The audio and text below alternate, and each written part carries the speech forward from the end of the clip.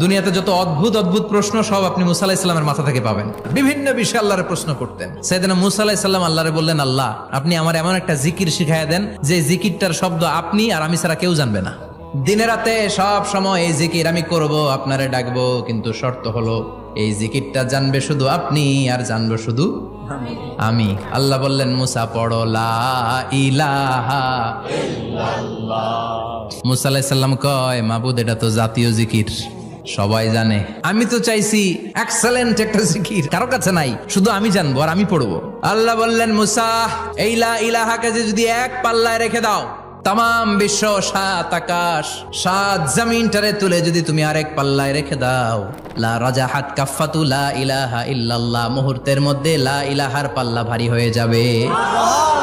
ও মুসা, তুমি যতই এক্সক্লুসিভ জিকির চাও, লা ইলাহার চেয়ে দামি জিকির আমার কাছে নাই।